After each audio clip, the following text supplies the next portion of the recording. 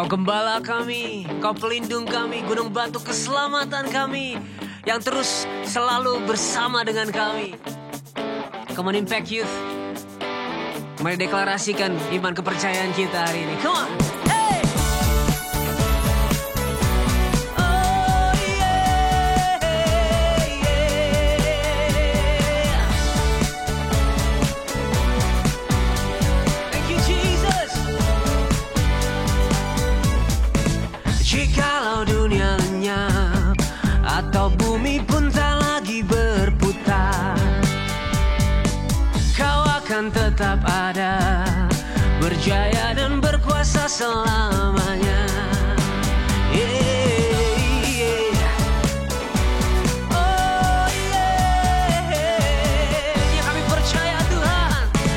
Dan jika Kau berdiri di sisiku, siapa yang ku akan takut? Gadamu dan tongkatmu, itu yang menemani setiap langkahku. Kau gembalaku, pelindungku, dalam setiap bagian di hidupku. Kau salju, hadiratmu selalu ada nyata di setiap langkahku.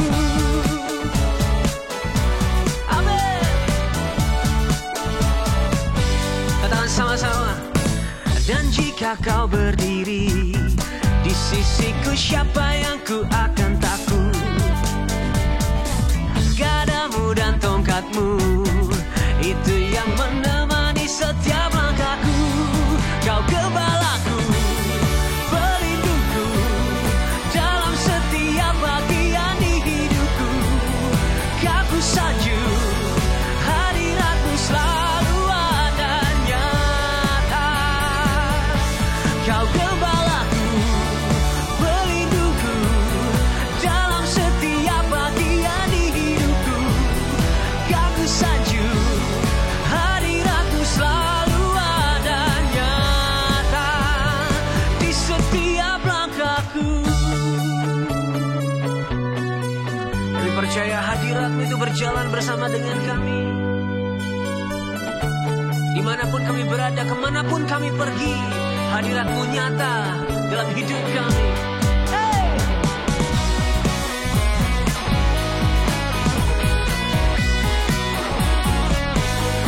Oh yeah. Kau gembalaku, pelindungku, dalam setiap bagian di hidupku. Kau sanjung, hadiratmu selalu ada nyata. Oh, Kau gembalaku, pelindungku, dalam setiap bagian di hidupku.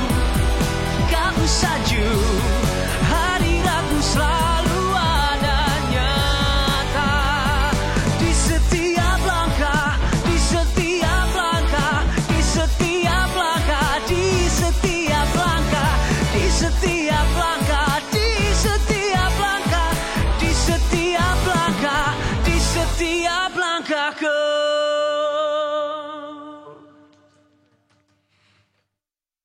Yang setia dalam hidup kami.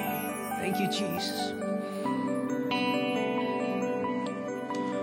Bapa, Kau setia. Bapa, Kau mulia. Tenanglah jiwaku, aman bersamamu. Lebih dari harta, kamu serah, kalah segalanya. Tenanglah jiwaku dalam hadiratmu. Kau tunjukkan kasih setiamu, Kau menyediakan perlu. Kau setia, kau mulia, dulu, sekarang, dan selamanya. Oh, kau tunjukkan kasih setiamu, kau menyediakan yang ku perlu. Kau setia, kau mulia, Bapa, kau setia.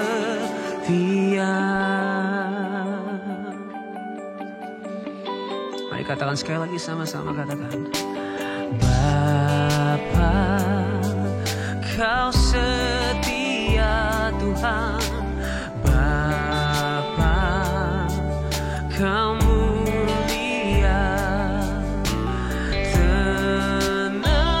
Tenanglah jiwaku, aman bersamamu.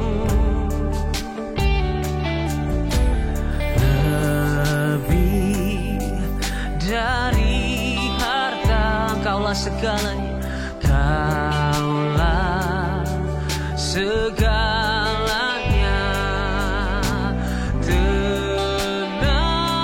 Tenanglah jiwaku dalam hadirat-Mu.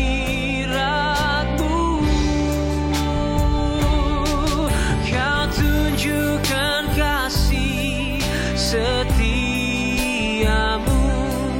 Kau menyediakan yang ku perlu. Kau setia, kau mulia, dulu, sekarang, dan selamanya. Kau tunjukkan kasih setiamu, Kau menyediakan yang ku perlu. Kau setia, kau mulia, Bapa, kau setia.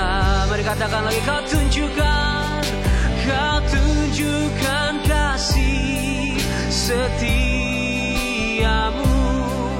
Kau menyediakan yang ku perlu.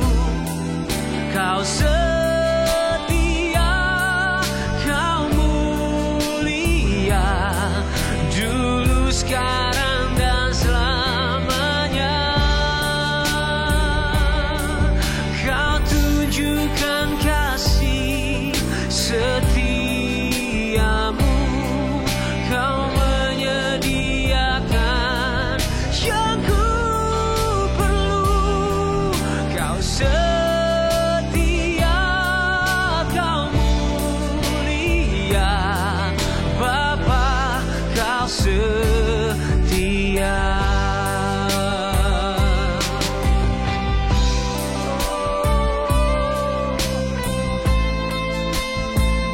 Kau Bapa yang setia,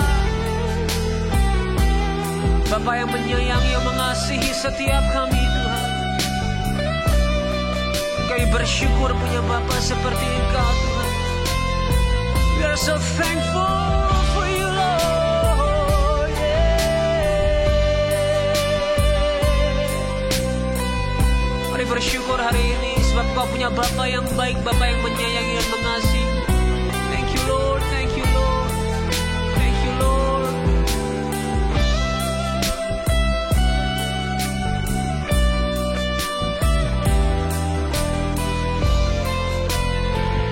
Mari sekali lagi bawa hatimu, bawa hidupmu, katakan sama-sama. Kau tunjukkan kasih setiamu, Kau menyediakan yang ku perlu. Kau setia, Kau mulia, dulu, sekarang, dan selamanya. Kau tunjukkan setiamu, Kau menyediakan yang ku perlu. Kau setia, Kau mulia, Kau setia, Kau mulia, Kau setia, Kau mulia, Bapa, Kau setia.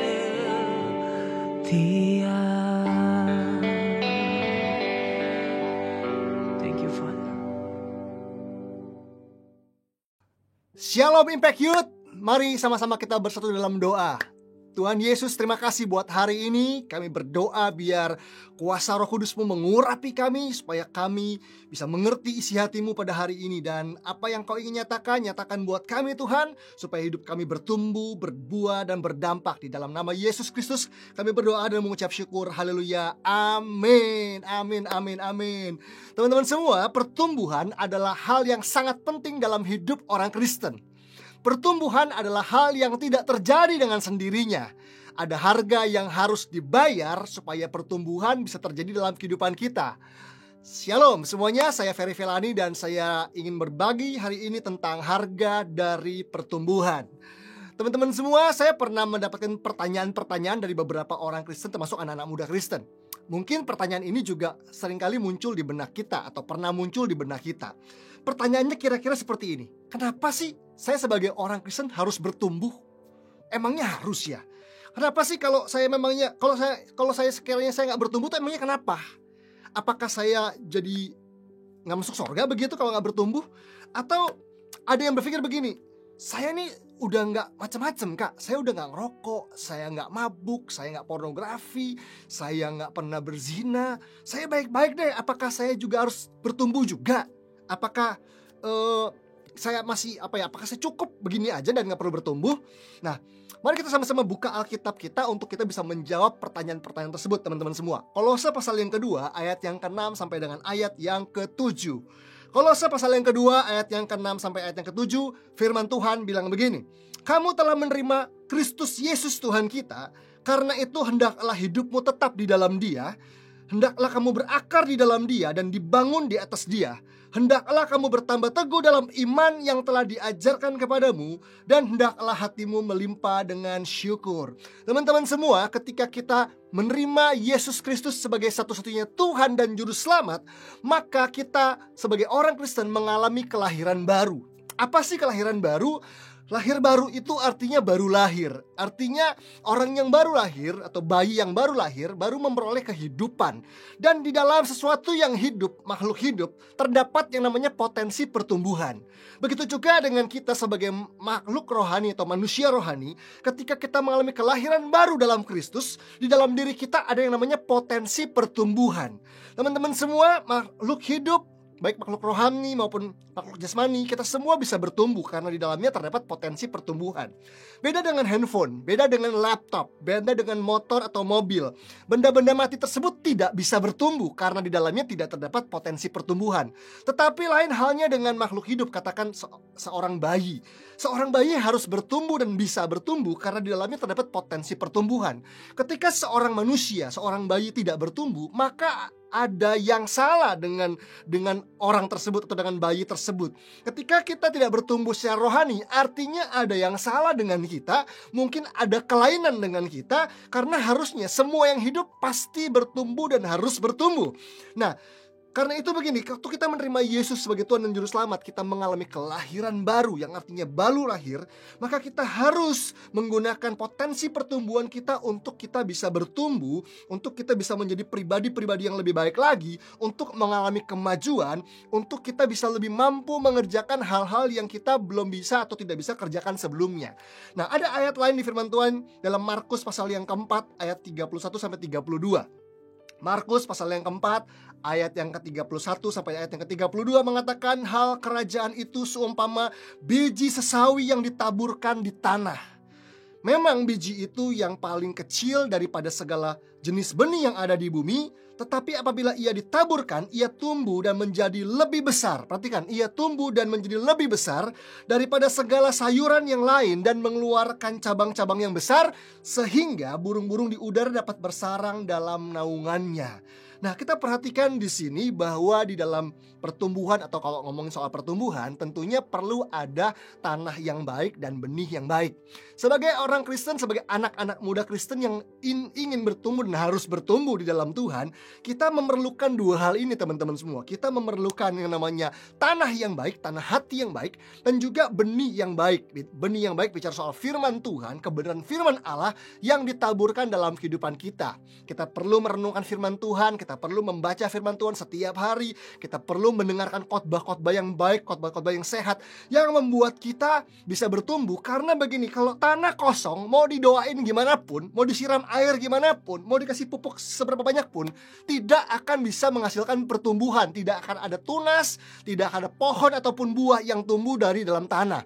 Jadi tanah kosong gak bisa menghasilkan apapun. Tetapi kalau tanah kosong ditaburi benih, maka dia akan bisa menghasilkan pertumbuhan di dalamnya. Sama dengan hidup kita orang Kristen. Kalau kita punya tanah sebaik apapun tanah hati kita, tapi kalau gak pernah ditaburi benih firman Tuhan, gak akan ada yang tumbuh, teman-teman semua.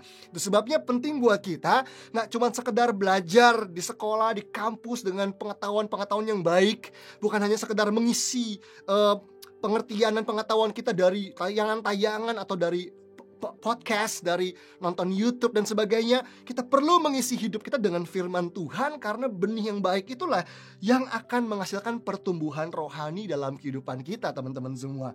Bicara soal pertumbuhan rohani, sebenarnya pertumbuhan apa sih? Teman-teman semua, pertumbuhan rohani itu kalau saya bahasakan secara sederhana, secara simple, saya ingin mengutip perkataan atau definisi dari seorang hamba Tuhan dari Cina namanya Watchman Nee. Watchman Nee pernah bilang begini, bahwa pertumbuhan rohani adalah bertambahnya sifat-sifat Allah dalam diri kita dan berkurangnya sifat-sifat manusiawi dalam diri kita. Jadi kalau kita bertumbuh secara rohani, artinya sifat-sifat Allah, kesabarannya Tuhan, kerendahan hati Kristus, kasihnya Tuhan, hikmatnya Tuhan, itu akan bertumbuh dan bertambah-tambah dalam hidup kita. Seiring dengan itu, sifat-sifat manusiawi kita, egoisnya kita, gak sabarannya kita, sombongnya kita, itu akan semakin terkikis, semakin mengecil dalam kehidupan kita. Seperti Yohanes 3 ayat yang ke-30 mengatakan apa? Ia harus makin besar, sedangkan aku harus makin kecil. Jadi Kristus dan kebenarannya, Kristus dan rencananya, Kristus dan sifat-sifatnya harus makin besar di hidup kita, dan aku, segala hal tentang aku harus makin kecil. Itu namanya bertumbuh secara rohani.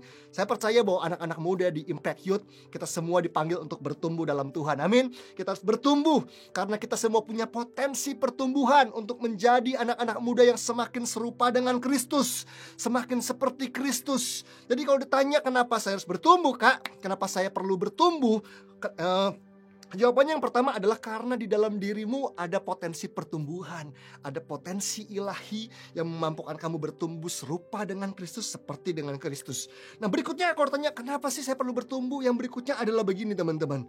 Karena orang yang bertumbuh itu begini, yang dulu gak bisa melakukan hal tertentu jadi bisa melakukan hal tertentu.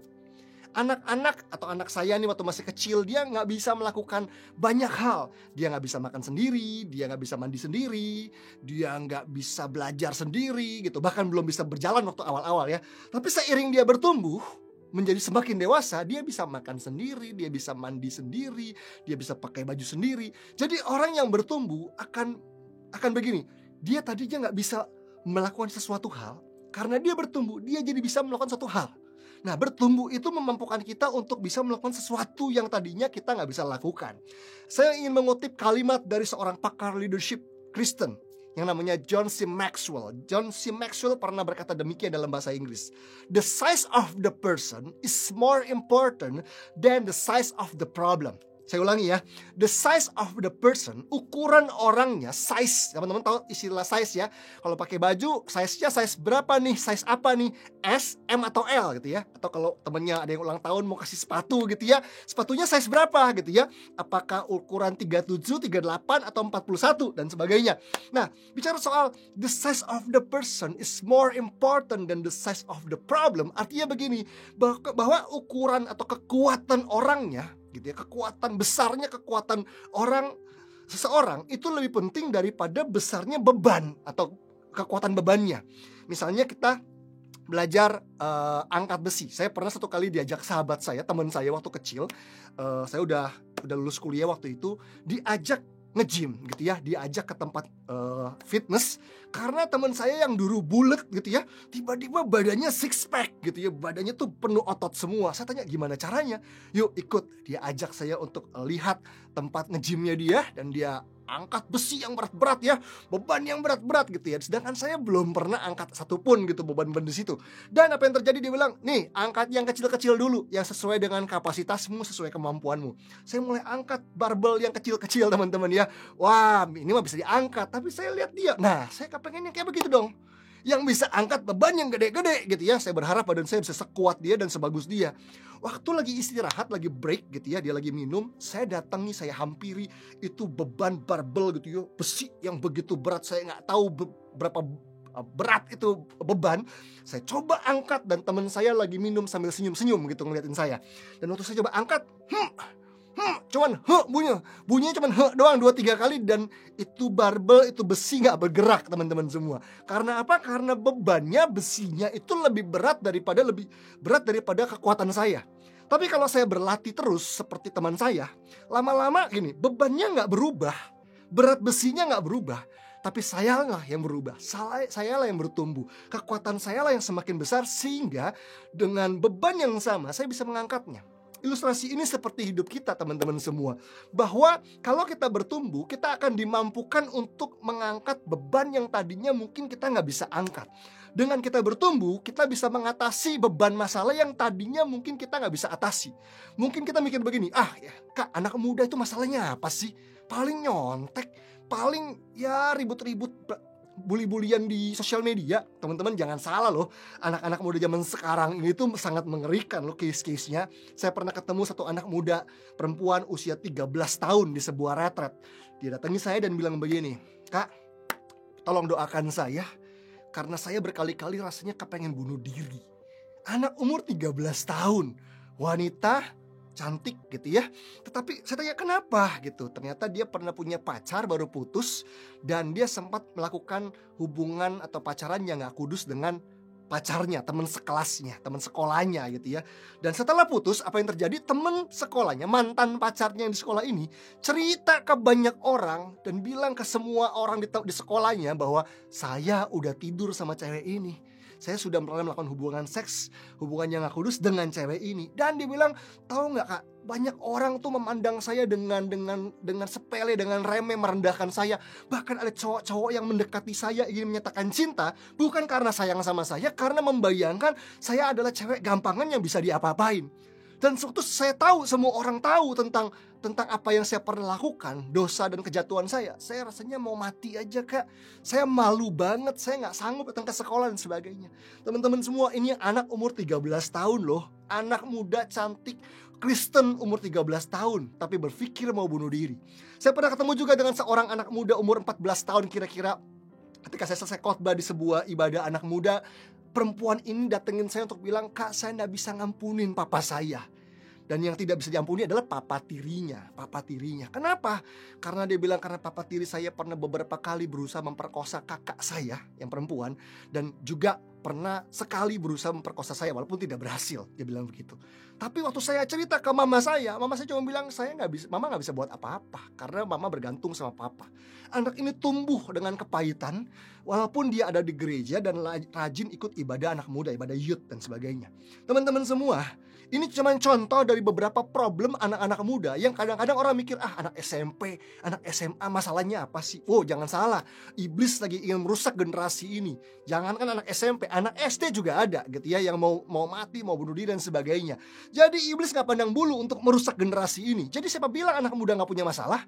Di balik senyumnya anak muda, di balik kerennya anak muda, di balik postingan reels, postingan IG story yang mungkin katanya asik, gaul, keren dan sebagainya, ada banyak anak muda yang sedang menjerit, sedang menangis, sedang terluka, dan Bahkan anak-anak muda Kristen sedang bergumul untuk bisa mengangkat beban masalahnya.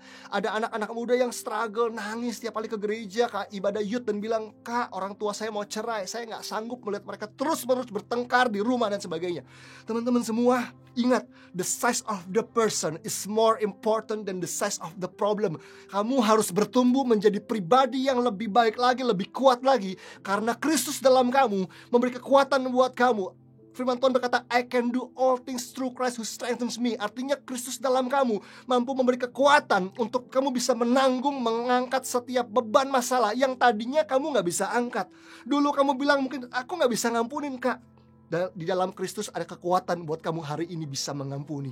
Mungkin kamu bilang, Kak, aku hidup dengan rasa bersalah, aku gak bisa ampunin diriku sendiri, aku jijik sama diriku sendiri.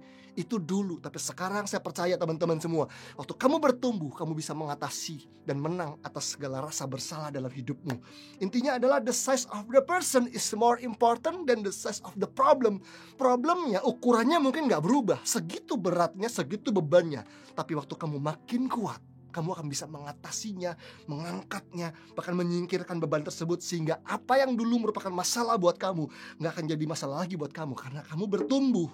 Dan yang berikutnya, kenapa kamu harus bertumbuh di dalam Tuhan? Supaya waktu kamu bertumbuh semakin serupa dengan Kristus, semakin seperti Kristus, kamu dapat mengerjakan kehendaknya dan menggenapi seluruh rencananya. Teman-teman semua, kita perlu bertumbuh supaya kita mampu untuk hidup mengenapi seluruh rencana Allah. Kita hidup tuh gak cuma untuk ngelesain siklus. Kita gak hidup tuh hanya untuk sekedar lahir, besar, sekolah, kuliah, kerja, menikah, punya anak, terus sampai mati begitu aja. Enggak. Kita ada hidup di bumi ini untuk menggenapi seluruh rencana Allah. Mungkin teman-teman pernah tahu lagu ini. Bagimu Tuhan seluruh hidupku, pakailah Tuhan bagi kemuliaan-Mu. Katakan apa? Genapi seluruh rencanamu sampai bumi penuh kemuliaan-Mu. Tuhan rindu untuk hidup kita dipakai untuk menggenapi rencananya supaya bumi ini penuh dengan kemuliaannya. That's why kita perlu bertumbuh, teman-teman. Jadi apa yang Tuhan minta untuk kita kerjakan dan lakukan, kita bisa lakukan. Yang tadinya nggak bisa, tapi jadi bisa kita lakukan. Kenapa? Karena kita bertumbuh. So, untuk menjawab pertanyaan di awal tadi, kenapa saya harus bertumbuh? Emangnya kalau nggak bertumbuh, kenapa? Emangnya kalau saya hidupnya udah baik-baik, apakah saya harus bertumbuh? Yes, Anda harus bertumbuh. Karena yang pertama, ada potensi pertumbuhan dalam diri kamu. Kalau kamu gak bertumbuh, artinya kamu kelainan. Artinya ada yang salah dengan kamu. Yang kedua, kamu perlu bertumbuh. Kenapa? Supaya kamu bisa mengatasi masalah beban hidupmu yang tadinya kamu gak bisa atasi. Yang ketiga, kamu harus bertumbuh seperti Kristus supaya kamu bisa mengerjakan kehendak Allah dan bisa mengenapi rencana Allah dalam kehidupanmu. Oke, next, kita mau bahas apa lagi soal harga dari pertumbuhan? Adalah begini, teman-teman. Bicara soal pertumbuhan rohani dalam kehidupan kita sebagai anak muda Kristen, ingat baik-baik bahwa pertumbuhan yang terjadi dalam hidupmu itu harus nyata, harus kelihatan nyata. Kadang-kadang saya ketemu nih sama anak-anak muda Kristen yang kalau ditanya begini, gimana tahun ini? Lu udah bertumbuh belum sih? Gimana tahun ini? Kamu makin baik gak sih pertumbuhan rohanimu? Terus ada yang jawab gini, kayaknya sih bertumbuh ya, Kak. Kayaknya rasa-rasanya sih saya rasanya sih bertumbuh sih. Sepertinya saya bertumbuh sih. Teman-teman lihat deh, kayaknya, rasanya, saya merasa, sepertinya. Teman-teman, kata kayaknya, rasanya, dan sepertinya tuh kayak nunjukin gak yakin. Gak yakin. Sesuatu tuh gak yakin karena apa? Karena gak kelihatan secara nyata. Tapi kalau perubahan dalam hidupmu kelihatan nyata, kamu gak perlu pakai kata kayaknya. Yes, aku bertumbuh. Dulu aku suka marah-marah, sekarang aku gak pernah marah lagi. Dulu aku gak bisa ngampuni orang tuaku, tapi sekarang aku buktikan aku bisa mengampuni orang tuaku. Dulu aku pacaran gak kudus, waduh gak pernah beres deh kalau pacaran. Tapi sekarang, puji Tuhan oleh anugerahnya, aku hidup kudus, Kak. Perubahan kita harus nyata, teman-teman semua. Seperti 1 Timotius 4 ayat 15 bilang begini. 1 Timotius 4 ayat 15 berkata demikian, perhatikanlah semuanya itu. Semua nasihatnya Paulus dikatakan, perhatikan semuanya itu. Nih, semua yang aku nasihati, firman-firman Tuhan, perhatikan semuanya itu. Hiduplah di dalamnya. Jangan cuma diperhatikan, tapi hiduplah di dalamnya. Supaya kemajuanmu nyata kepada semua orang. Wow, supaya kemajuanmu nyata kepada semua orang. Jadi hendaklah kemajuanmu nyata. Jangan sedikit-sedikit kemajuannya sampai orang gak rasa. Kamu juga gak rasa bahwa kamu mengalami kemajuan. So, bicara soal kemajuan jangan berasumsi. kayaknya saya maju deh, kayaknya saya bertumbuh deh, rasanya kayak bertumbuh deh. Jangan kayaknya, rasanya, sepertinya. Pastikan kita bisa bilang, yes, aku bertumbuh begitu luar biasa. Dan orang-orang di sekitar kita, orang tua kita, teman kita, sahabat kita, kakak kita, adik kita, pacar kita sekalipun, bisa bilang, ya, ini orang bertumbuh banget, dia berubah banget, dia melakukan hal-hal yang dia gak bisa lakukan sebelumnya. Luar biasa banget, aku bisa melihat Kristus, dan aku bisa merasakan Kristus hidup dalam dirinya. Nah, itu yang harusnya terjadi dalam kehidupan kita waktu kita bertumbuh, teman-teman. Dan hal berikutnya yang kita perlu ketahui soal pertumbuhan adalah begini, pertumbuhan selalu atau biasanya menghasilkan ketidaknyamanan. Pertumbuhan akan menghasilkan ketidaknyamanan. Jadi kalau kita mulai mau bertumbuh menjadi pribadi yang lebih baik lagi, lebih serupa Kristus lagi, siap-siaplah untuk berhadapan dengan banyak ketidaknyamanan dalam kehidupan kita. Karena ada hal-hal yang harus mulai berubah, harus diubah. Mungkin waktu kita mulai berubah, teman-teman di sekitar kita mulai bilang, lu gak asik sih, lu gak kayak dulu. Diajakin nongkrong, diajakin hangout, ngomong jorok, kayaknya gampang banget. Kok sekarang kayaknya lu gak asik? Karena pertumbuhan akan menghasilkan ketidaknyamanan, teman-teman. Dan waktu kita mulai menjadi pribadi yang lebih baik lagi, dan kita akan mulai menata hidup kita, akan ada hal yang tidak nyaman yang mulai terjadi. Dan bersediakah kita untuk melakukan hal tersebut? Bersediakah kita untuk membayar harga, yaitu ketidaknyamanan, untuk bertumbuh semakin serupa dengan Kristus? Nah, ini tantangannya, ini masalahnya. Banyak orang tidak bersedia untuk masuk ke dalam ketidaknyamanan. Murid-murid Yesus sudah dimuridkan oleh Tuhan Yesus 3,5 tahun lamanya. Mereka belajar banyak hal. Mereka melihat Yesus memberi teladan, menyembuhkan orang sakit, mengusir setan dan sebagainya, mengerjakan banyak mujizat. Mereka mendengar pengajaran-pengajaran dari mulut Yesus langsung. Tetapi ada satu momen, teman-teman, ketika Tuhan Yesus harus pergi naik ke surga meninggalkan mereka. Apa yang terjadi? Ketidaknyamanan. Biasanya mereka bisa melihat dan merasakan kehadiran Yesus secara fisik. Tetapi di dalam Injil Yohanes, Tuhan pernah bilang begini, adalah lebih berguna bagi kamu jika aku pergi. Wow, murid-murid harus berhadapan pada ketidaknyamanan. Mereka ingin Yesus secara fisik stay bersama-sama mereka. Tapi Tuhan bilang, enggak, aku harus pergi. Karena kalau aku gak pergi, aku gak bisa mengutus Roh Kudus, Roh kebenaran itu untuk tinggal kepadamu. Dan apa yang terjadi? Murid-murid dibawa kepada ketidaknyamanan. Tapi hasilnya lihat, ada satu impact yang sangat luar biasa yang terjadi karena pertumbuhan mereka. Gereja mula-mula dilahirkan.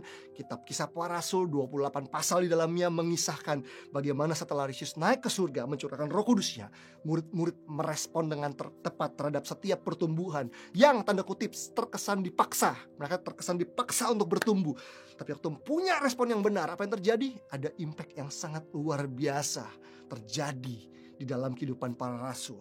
Nah, hal yang terakhir yang saya ingin bahas dalam momen ini adalah kita buka ayat yang terakhir dalam Yesaya 28 ayat 20-21. Yesaya 28 ayat 20-21. Ada satu bagian firman Tuhan yang sangat menarik untuk kita bahas untuk menutup pesan Tuhan pada hari ini. Dikatakan begini, sebab tempat tidur akan kurang panjang untuk dipakai membujurkan diri, dan selimut akan kurang lebar untuk dipakai menyelubungi diri. Sebab Tuhan akan bangkit seperti di gunung Perasim, ia akan mengamuk seperti di lembah dekat Gibeon untuk melakukan perbuatannya, ganjil perbuatannya itu, dan untuk mengerjakan pekerjaannya, ajaib pekerjaannya itu. Teman-teman coba perhatikan ayat yang ke-20 yang berbunyi tadi, sebab tempat tidur akan kurang panjang untuk dipakai membujurkan diri. Tempat tidur kurang panjang. Coba saya akan kasih gambaran sedikit. Karena saya sudah menikah, saya pernah punya bayi yang masih kecil ukurannya ya, teman-teman semua ya. Dan kami punya box bayi di rumah waktu itu. Kami dikasih box bayi, tempat tidur untuk bayi. Nah, waktu kami baru punya bayinya taruh di situ. Bayinya tuh kecil di tengah-tengah box bayi itu. Tapi seiring minggu demi minggu, bulan demi bulan, bayi ini bertumbuh. Lama-lama satu titik kepalanya dan kakinya mentok di box bayi gitu ya. Karena apa? Boxnya gak bisa bertumbuh, tapi bayinya bertumbuh. Sama seperti yang firman Tuhan katakan bahwa sebab tempat tidur akan kurang panjang untuk dipakai membujurkan diri. Artinya begini, tempat tidurnya kurang panjang bukan karena tempat tidurnya mengecil, tetapi karena orangnya, manusianya, bayinya membesar. tambah tinggi, tambah panjang, dan sebagainya. Dan dikatakan selimut akan kurang lebar untuk dipakai melindungi diri. Selimut yang dipakai untuk nutupin bayi, untuk nyelimutin bayi, gak muat lagi buat anak saya karena anak saya makin besar. Selimutnya gak berubah. Jadi bicara soal tempat tidur yang kurang panjang dan selimut yang kurang lebar, ini bicara bahwa ada pertumbuhan yang terjadi. Dan ketika pertumbuhan terjadi, dengar baik-baik nih, ketika pertumbuhan terjadi, ada hal-hal yang dulu kita bisa pakai, gak lagi bisa kita pakai. Ada hal-hal yang perlu kita buang, ada hal-hal yang perlu kita ganti, ada hal-hal yang kita perlu tinggalkan. Ini adalah harga dari pertumbuhan. Ini adalah harga dari pertumbuhan, teman-teman.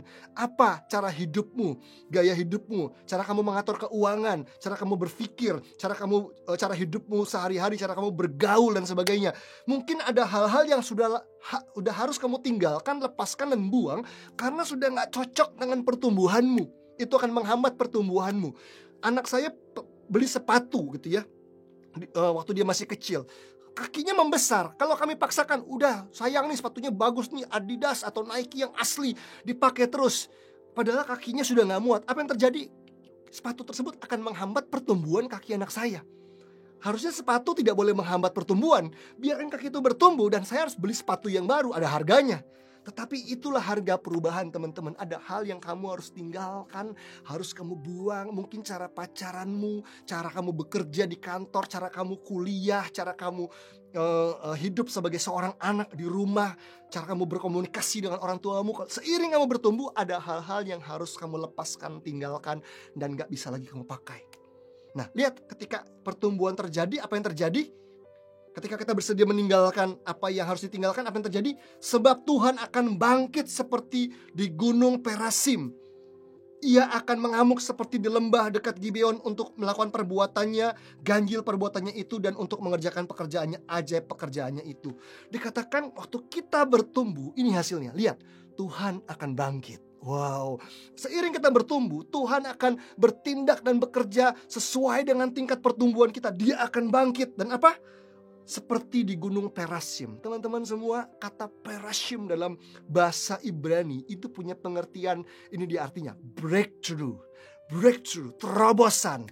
Bahkan di bagian lain Daud menyebut di dalam 2 Samuel kalau gak salah, Daud menyebut Tuhan dengan nama Baal Perasim. Baal Perasim itu punya pengertian the master of breakthrough. Jadi Tuhan kita adalah Tuhan yang mengerjakan terobosan. Tetapi terobosan tidak akan terjadi dalam hidup kita sebelum kita berani memutuskan untuk bertumbuh. Sebelum kita berani membayar harga untuk sebuah pertumbuhan. Seiring dengan pertumbuhan terjadi, karaktermu semakin seperti Kristus.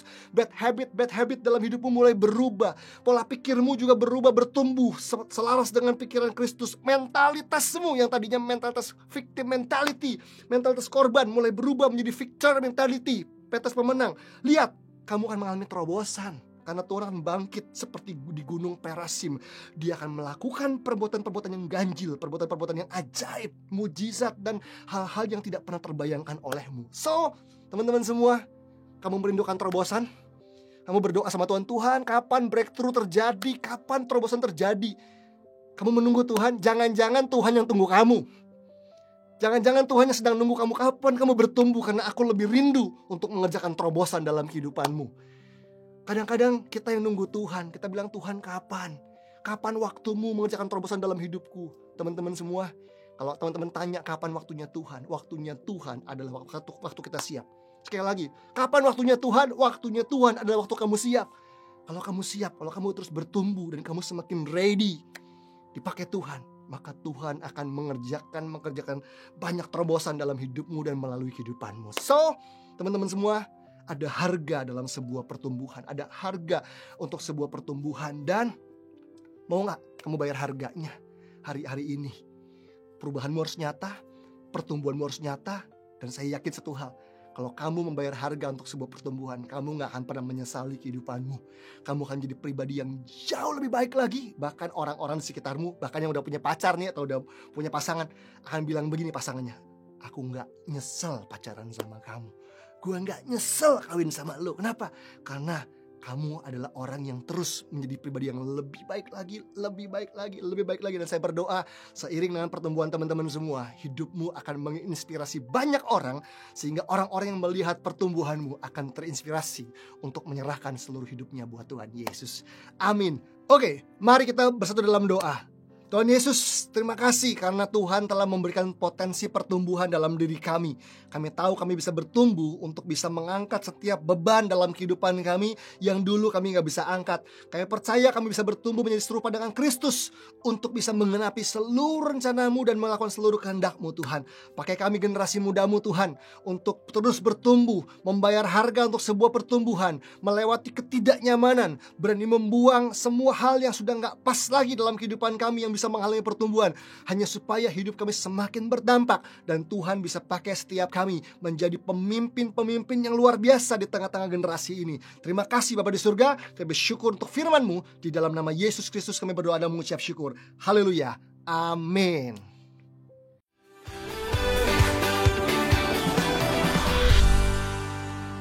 Shalom Impact Youth, berharap semua teman-teman kalian semua diberkati dari awal, pertengahan sampai akhirnya. Diingatkan untuk terus hidupi kebenaran hari demi hari dan Tuhan yang dipermuliakan dalam kehidupan kita.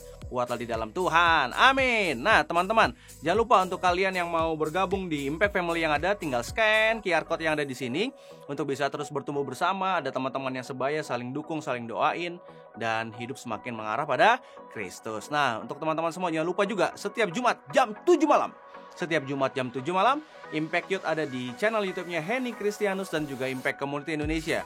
Dan di channel YouTube-nya Impact Community Indonesia, kalian juga bisa nikmati Impact TV yang 24 jam ada untuk kalian bisa menikmati setiap program yang ada, mempermuliakan nama Tuhan, menikmati hadirat Tuhan di sana. Itu aja teman-teman semua, sehat-sehat selalu ya. Bye-bye.